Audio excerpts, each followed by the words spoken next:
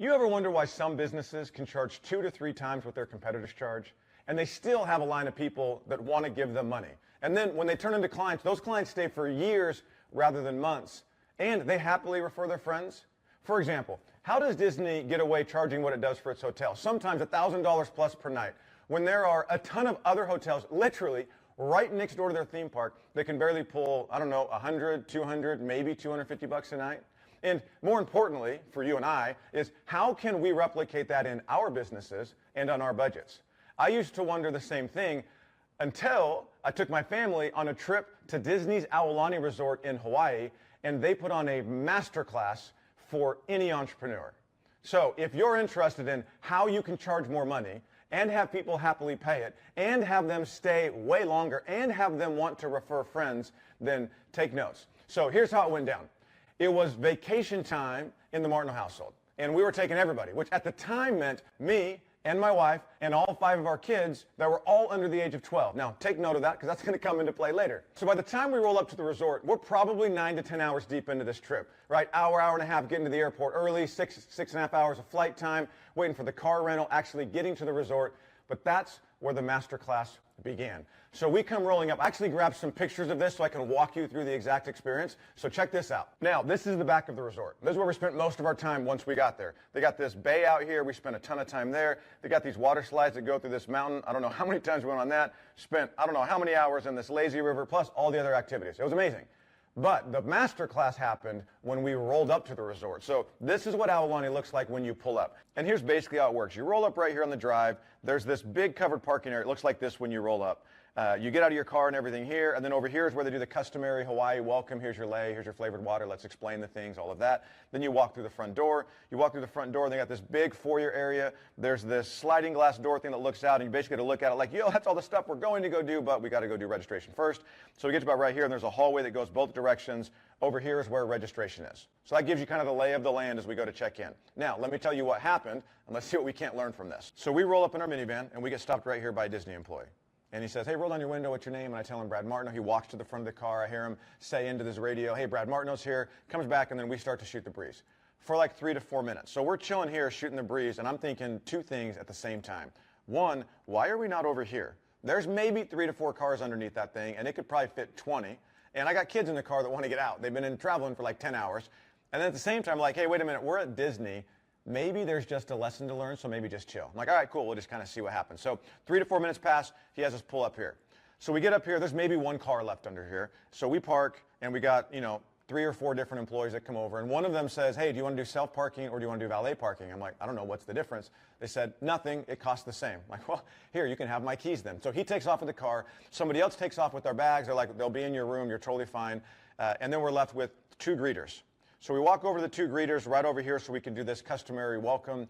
And they basically say, all right, so what's everybody's name? And I say, well, my name's Brad. This is my wife, Bridget. And then here are my kids, Maddie, Peyton, Cohen, Braden, and Landon. So it's like, all right, cool. They do their little customary spiel, and then we walk inside.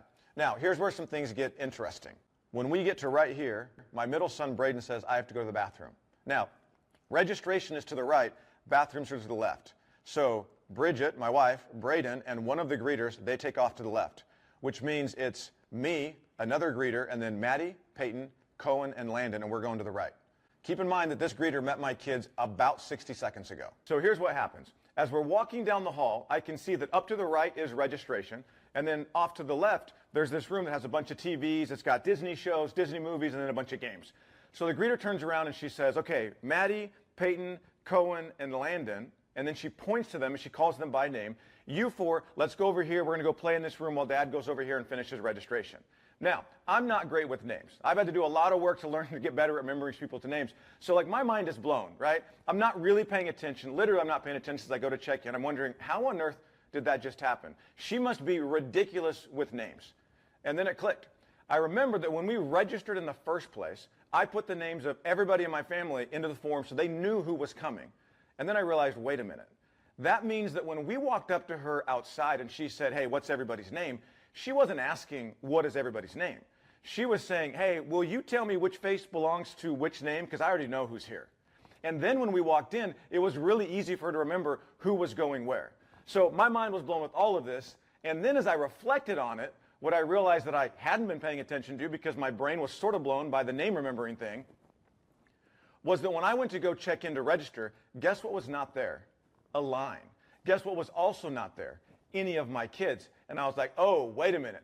Now I see what happened. When we pulled up right here, the reason why we stopped and shot the breeze right here was a couple of reasons. One, to let these cars clear out. Two, to let the greeter start to rehearse my kids' names so that they knew what they were. And then three, to let the line at registration clear out. So that when we got out of the car, we literally walked here, spent about a minute here, walked over here. The kids are playing, and I do registration without having to wait in a line. And I'm like, oh, that's why they had me stay here in my car with my kids, because it's way easier to have my kids stuck in the car rather than having them run around while I'm doing registration. And that's when I realized why Disney can charge more for their hotel rooms and their theme parks. It's because they're not just selling a hotel room or a theme park. They're selling a meticulously designed experience. And most businesses are not thinking this way. Most business owners are focused on tactics, whatever the latest thing is that the guru talked about. But they're not thinking about how do I upgrade that tactic into an experience, and then how do I coordinate every element across the journey to support that experience. And so what ends up happening is they just end up not growing like they could. You see, it's not that they have a marketing problem or a growth problem per se. It's that they have an experience problem.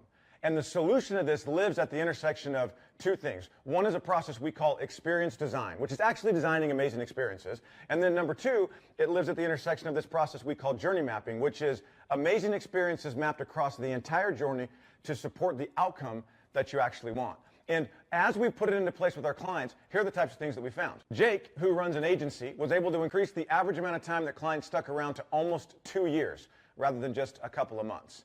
Chris, who runs a coaching program, increased the conversion rate from his trial to paying client to over 80%, which allowed him to spend way more money on the front to get people in the door, which allowed him to grow his coaching program. Or take Christian, who sells hot tubs, and he took his Black Friday promo from doing about $35,000 every year to the first year we implemented this to $225,000, and then it's only improved ever since. And here's the best part. You and I can do it right now today with the tools that we already have access to. And it doesn't have to be crazy and complex and overwhelming. So if you want to know how to implement experience design and journey mapping in your business, just book a free 15-minute journey mapping and experience design brainstorm session with me, and I'll show you exactly how this can work for you in your business.